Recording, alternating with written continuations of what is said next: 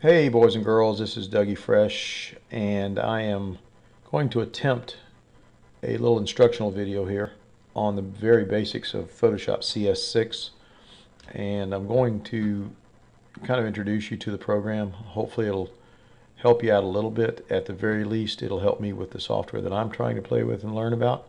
And really, isn't that what it's all about, I think? Yeah, that's what I'm thinking. Anyway, CS6 is a pretty powerful program, and I'll tell you this.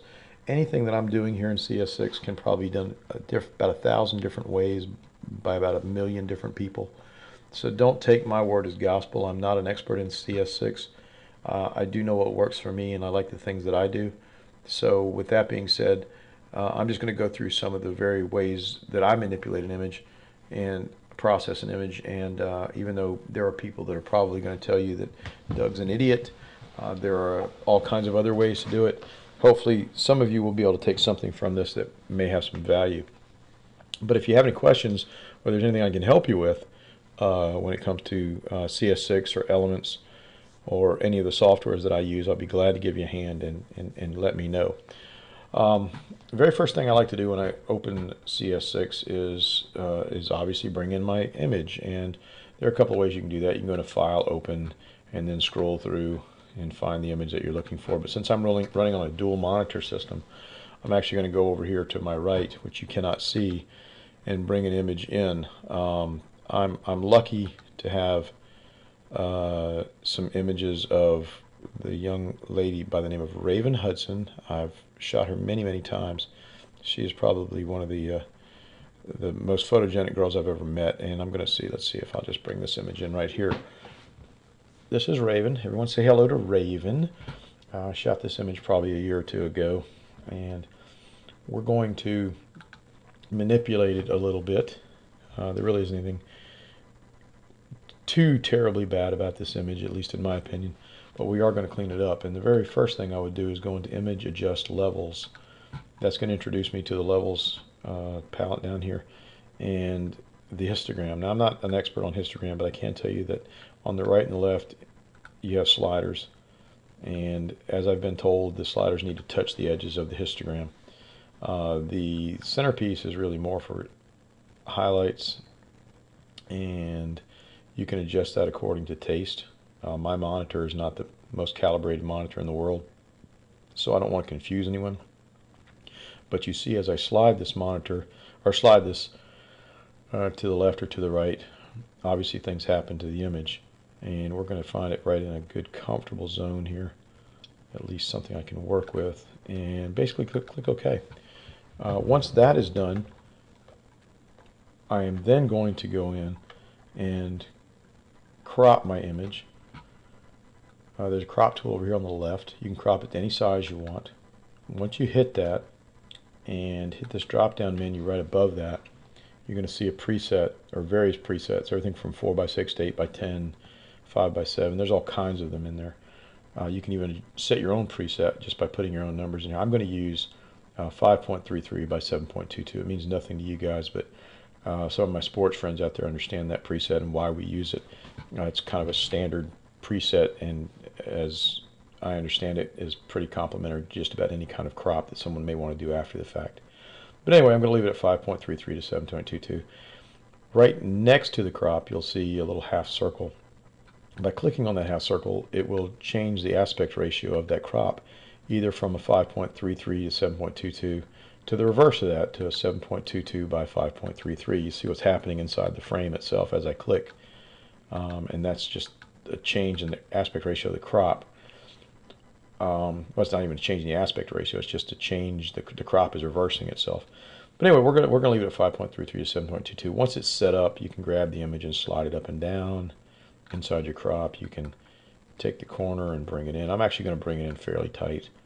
We're gonna really kind of concentrate on her face anyway, and even though I'm probably going to get belted by many of you for cropping out her hands or elbow, at this point I don't really care.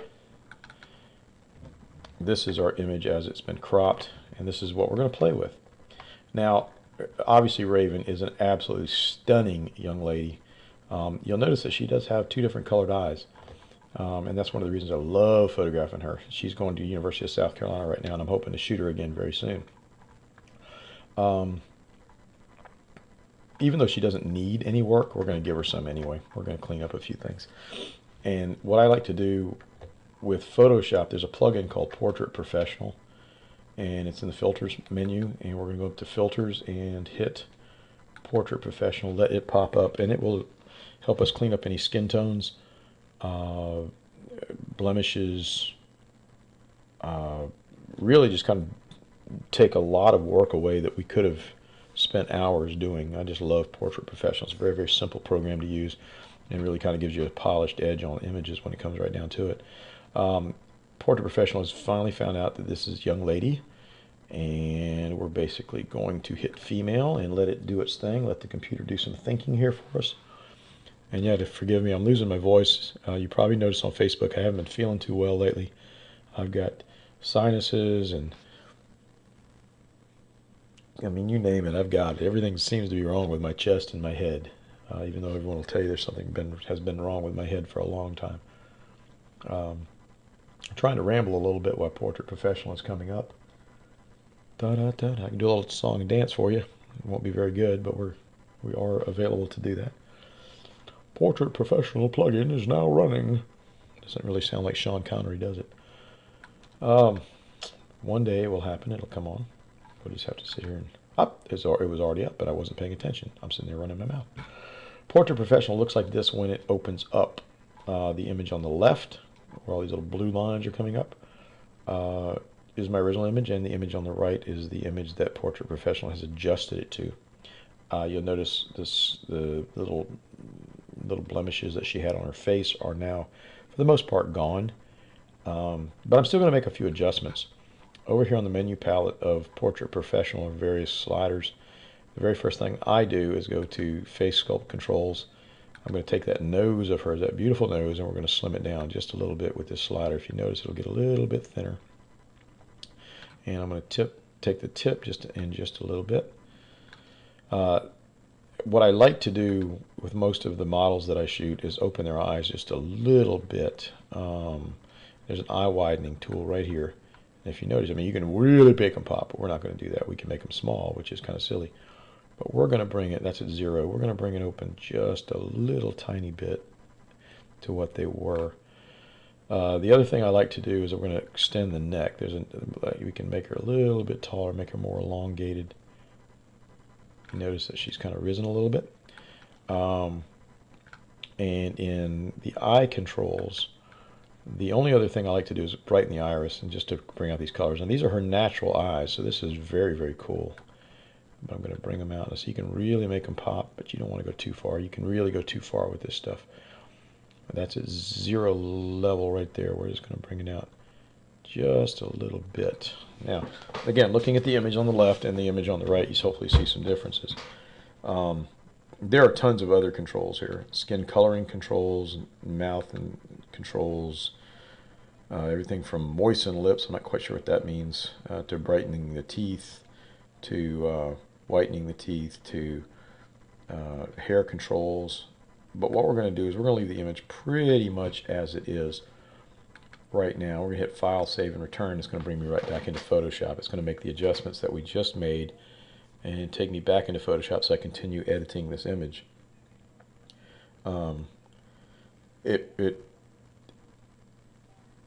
Even though Portrait Professional is a plug-in for Photoshop, it's still a valuable tool. I think every portrait photographer should have it.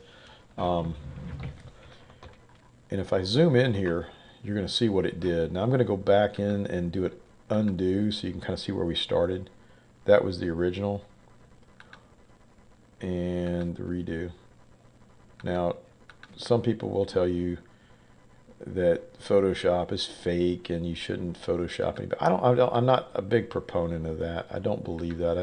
I just, you know, if I went overboard, I could understand it. I don't think this particular image going overboard, just doing that right there. You can see again the changes that we have. Again, I'll be very slow about it. That's what she looked like, and this is an improved Raven. If you can improve on her, I like it. I mean, we're going to stick with it. The next thing I would probably consider doing is, you notice she has a few little, I don't know whether that's just a burn pixel or what that is, but she's got just a few blemishes here. We're going to go in and we're going to clean those up. And the way I do that is with the healing brush. It's called a spot healing brush right here. It has a tool slider where you can adjust the size of the brush that you want to use. You notice the little brush here. And that's priced at 35 pixels. We'll go ahead and go with that. And we'll just zoom in. I'm just going to show you how to do this and get rid of a few things. Let's make it a little bit smaller since I zoomed in. Let's say I want to get rid of this bump. What you have to do is, on a PC at least, you have to hit the Alt key somewhere nearby the area that you're trying to fix, and then click. And then if you bring your cursor over and then click again, it disappears. Same thing over here. You're going to click nearby, bring it over and click, and it's gone. It even works for much of these bigger things right here. We're going to find an area right here, click, and boom, it's gone, just like that. And then we could go in and we could clean up a lot of these little bumps and things. We're not going to do that though, but I am going to show you again, clicking nearby, and how you can do that. I'm starting to think this is looking pretty good, at least from my perspective. All right, you can save it as is right now. I think it's a very good looking image. I think the client would be pleased with it. I don't think that we could do much more with it as far as cleaning her up. I think she's just a stunning young lady. So there's not a whole lot we can do there, but there are some other things. Not that I would recommend it, but you could always, if you want to learn how to take this image and just turn it into a black and white image, there are a lot of ways to do that. You can go into mode, you can go into grayscale, which I wouldn't recommend. You can go into adjust black and white, and I'll show you what it looks like if you did that. And there are sliders to adjust black and white. Not a fan. I don't think that looks very good. This is what I like to do. I like to go into the gradient map.